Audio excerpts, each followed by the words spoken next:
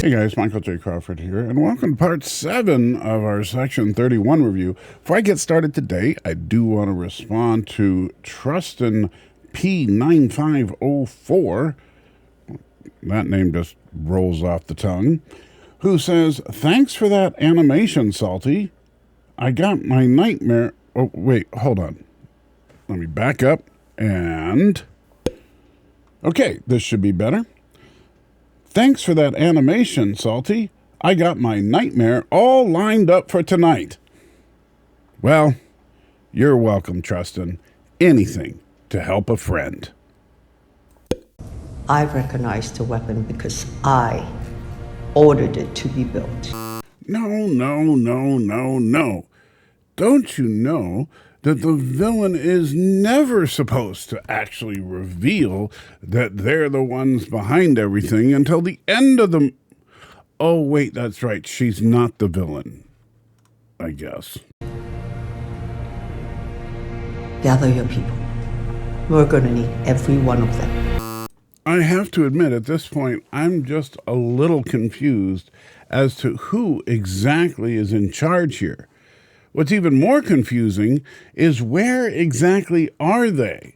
Because they went to this super secret underground facility that's like apparently 35 miles down under the surface of a planet based on this shot. Well, at least they're not going to do something like really stupid and generic to follow that up.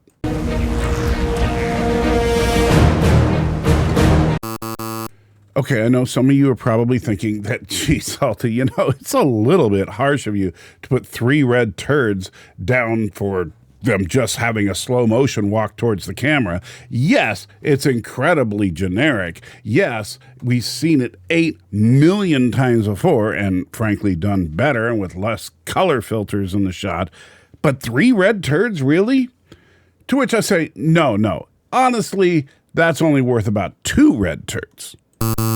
No. The 3 red turds that I gave earlier were because we see them walking out of this entrance immediately after see them flying from the center of the planet to this entrance, or at least I assume they're flying because we see their spaceship flying through the tunnel as we get that stupid zoom shot coming out. And yet, the very next shot, we see them walking towards the same spaceship. I mean, what are these writers thinking? What the actual fuck?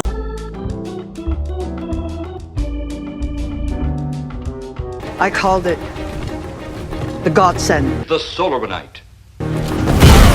It triggers a chain reaction, like a virus passing between planets. The flame will speedily travel around the Earth, back along the line of gasoline to the can, or the sun itself. Everything in its path incinerates. An entire quadrant would be lost. It will explode this source and spread to every place that gasoline, our sunlight, touches. If my enemies managed to kill me, there would be nothing left to rule. Explode the sunlight here, gentlemen. You explode the universe. Now, yes, I know I joked a little bit about the fact that Philippa Georgiou's super weapon called the Godsend does seem remarkably similar to Eros's evil Solarbanite from Plan 9 from Outer Space. Just like that, I think it's hilarious that the Godsend happens to look a lot like the Sphere O' Boom from Futurama. And I do want to take a second to say that while Michelle Yeoh clearly seems to be phoning it in for her role here in Section 31, Dudley Manlove, honestly, I think, gave the best performance of his acting career for what it was. And honestly, yeah, it's just kind of laughable that a really bad movie, in fact, a movie that's hailed by many as the worst movie of all time, happens to have a MacGuffin remarkably similar to the far superior film Plan 9 from Outer Space. Yeah, hi. Quick question. Sorry. Yeah, no, it's just a quick one. Now, you might think that those 3 red turds are for the joke that he's about to say, but no. This is going to be kind of an unusual thing, but sometimes, unfortunately, it is necessary. These 3 red turds are not actually for any element in the movie directly as much as for Robert Kaczynski himself. Now, don't get me wrong. I have no animosity for Robert Kaczynski, the actor who is in the mech suit here. I don't hate him in any way, shape, or form. And in fact, if you watch some of the interviews he's done, it is very clear that he is, in fact, very much a Star Trek fan. So you are famously a hardcore Trek fan. Yes. So what is your favourite Star Trek story and why? Oh, story. Favorite Star Trek story. Yeah, okay. It's, do you know, I look up the name of the episode because I get asked this a lot and I never remember it. Now, you might think I'm upset that he doesn't actually know the name of the episodes that he's about to describe. But no, not at all, because I understand that there are a lot of Star Trek episodes and very few people know all of them. I am an encyclopedia of knowledge when it comes to Star Trek, the original series. But with that being said, I had to look up what the name of the episode that Mr. Kaczynski is talking about here is. And I know when people say hardcore fan, you think that he's a sweaty nerd that does nothing but memorize Star Trek information, which does describe some of us, but not all of us. It's the one where they find Riker on a space station where he's been stuck for 8 years. Now, Mr. Kaczynski goes on to describe in some detail the plot of Second Chances, the episode of Star Trek The Next Generation, which shows the origin of Thomas Riker. And he even talks about the interesting moral questions that the episode brings up. And it's clear that he knows what he's talking about. Being reborn and having another... And it presented all the sides from that situation, that problem, with no judgment, and offered no solution other than empathy. On top of that, I really like the way he sums this up because I agree with him 100% on this next statement. It didn't judge, it didn't say what was right, it didn't say what was wrong. It presented a moral problem and then let you, the audience, decide where you fell and then said, wherever you fell is fine. That's Star Trek. And you can just see the sheer joy on his face as he explains to this interviewer his passion for the ideals that is Star Trek. So you might be thinking, well, why the heck the red turds then? It seems like you really like this Kaczynski guy. And I have to say, I really do. However, it's because he's in this movie, which is clearly the antithesis of Star Trek. And to make matters worse, he clearly knew that this movie was the antithesis of Star Trek. Not just because of what I showed you, but because of his reaction to the negative fan criticism that came when the movie came out. I knew that people would have an extreme reaction to it when it came out. Am I disappointed at the cruelty? Yes. So let me make this perfectly clear. I obviously like Mr. Kaczynski and as a person, and I have nothing against him, and I have nothing against any of the individuals that worked on this project. Yes, I poke fun at the writers a little bit, but notice I'm not naming them because I'm not actually trying to insult the persons involved as much as just point out what I think is truly bad writing. And obviously, I don't take myself that seriously, or I wouldn't present myself as, well, a salt monster. And look, I'm going to be completely honest here and transparent on this. I am not a fan of the Trek Culture channel. I think that they are way too, we'll just say, forgiving of the quality of shows like Star Trek Discovery and Star Trek Picard, and yes, Section 31. In fact, Mr. Kaczynski's statement here is bona fide proof to me that anyone who really understands what Star Trek is about would know that Section 31 truly is not consistent with the Star Trek that we all know and love. Now, he does try to defend it by suggesting that, hey, Star Trek is for everybody, not just the Star Trek fans. And I understand that. No one person can say with 100% absolute, if I don't like it, then it's not good. At the same time, if you don't respect what the franchise is all about, how can you consider it a part of that franchise? At best, Section 31 feels like a parody of Star Trek, trying to suggest that the good things about the Federation and Starfleet are to be mocked and laughed at in the character of Rachel Garrett. That ideas like cyborgs and superhuman augments are just a joke to be thrown out there because, come on, it's kind of stupid. And I am sure there are people that genuinely enjoyed Section 31. But I don't know of any genuine Star Trek fans that did. And Mr. Kaczynski says that he saw non-Star Trek fans who came to him and said that they really enjoyed it. But if you're making Star Trek for people who don't like Star Trek, you're not making Star Trek. That being said, I have to say one more thing that Mr. Kaczynski said that I think was extremely profound, that probably not enough people have seen. We're meant to be better than that in the Star Trek fandom. We're not Star Wars. We're not any of the other fandoms out there. We're meant to be kinder. Not meant to be going online trying to hurt people's feelings. Like, that's the whole point. I'm a firm believer that if you love Star Trek, you must be a good person. And if you're a good person, you don't do things like that.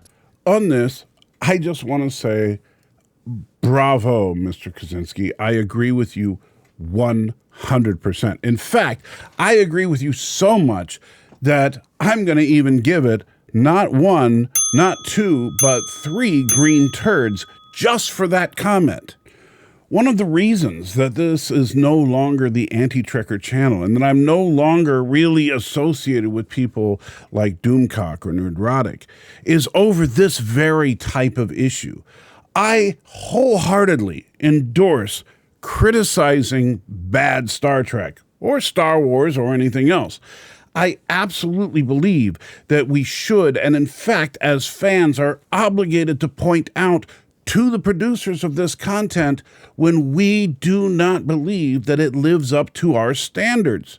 Because if we don't voice our opinions, then, well, they'll just continue to produce crap. However, I have to say that even that harsh, incredibly justified anger that we have over the insanely low quality that Trek has dived down into at times does not, under any circumstance, justify hatred, and I mean actual hatred, directed at the people who produce it. Now, sure, we could say, maybe this person shouldn't be producing Star Trek. Maybe this team of writers who, by the way, with Star Trek Discovery, most of the writers had 0 science fiction experience, instead worked on shows like Gilmore Girls, and it shows. I made fun of the writing staff earlier in this very review because the one thing that the writing staff all had in common was a show called Rain, which of course has nothing to do with science fiction, let alone Star Trek. Now, they did all work on Star Trek Discovery, but Star Trek Discovery is, well, quite frankly, a big steaming pile of crap. Does that mean that any of these writers are bad people? No. Do I wish any of them ill will of any kind? Absolutely not. However, I am certainly not going to say that they should be writing Star Trek. So while I disagree with Mr. Kaczynski's defense of this movie by suggesting that if you don't like it, that's okay, other people do, I also stand with him 100% that Star Trek fans should be, by definition, better than that. the entire concept of Star Trek all the way back to Captain Kirk. And yes, people make fun of the cheesiness of the 60s show. They absolutely laud the fact that some of the cringeworthy dialogue was a product of its time. And yet, over and over, there was this message that of true egalitarianism, which a lot of people just didn't catch. But it was a major part of shaping me as a little salt monster. Where you come from, are there a lot of people without the power and my size? Alexander, where I come from, size, shape, or color makes no difference. And just to make this painfully clear, this is not a liberal notion. This is not a conservative notion. This is not DEI, nor is it some kind of isolationist protectionism. This is true egalitarianism. That's what the Federation and Starfleet represent. And that is something we should all be working towards. So yeah, honestly, at this point, after looking, even though I don't generally look at a lot of behind the scenes stuff, I can genuinely say that Robert Kaczynski, is my favorite part of Section 31 thus far, is just getting to know him a little bit through some of these interviews. So thank you, Robert. And maybe, just maybe, I can look at Zeph with a little bit more forgiveness. Is it Godsend or God's End? Godsend or God's End? I don't hear a difference in what you're saying. Really? Really? Godsend? God's End? Yeah, I'm still not getting it. The godsend Wait, is... God send. I hear it now.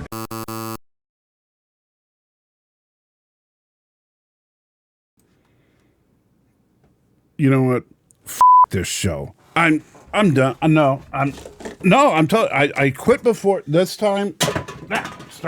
I'm out of here. No, sorry. Find somebody else.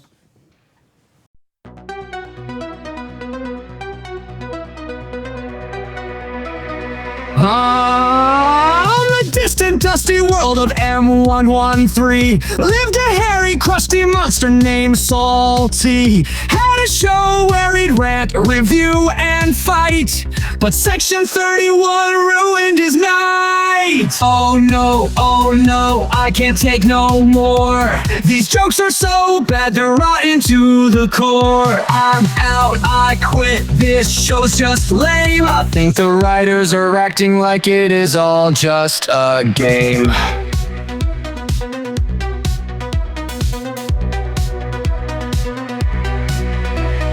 Tried to endure, he gave it a go, but every bad gag made his salt levels grow. While he had to admit that he liked the actor playing Zeph, this whole show is just one big stinking mess. Dramatic. Salty's had enough. His patience was thin. One more dumb joke, he was tossing it in. He tore off his mic, gave the camera a glare. Review's over, folks. I'm out of here. Oh no, I can't take no more. These jokes are so bad, they're rotten to the core. I'm done, I quit, no more, I'm gone. But thanks anyway to my friends on Patreon. Thomas Potts, Jason Rogers, Sean Clone, Twinkle Teaches, Leighton Kresman, Lee Crystal, Laura Finney, 47 Yorktown, Roll Hess, Gia Daisuke, Firetail, Stoney, Indie Tiger, Captain Fandom Nerd.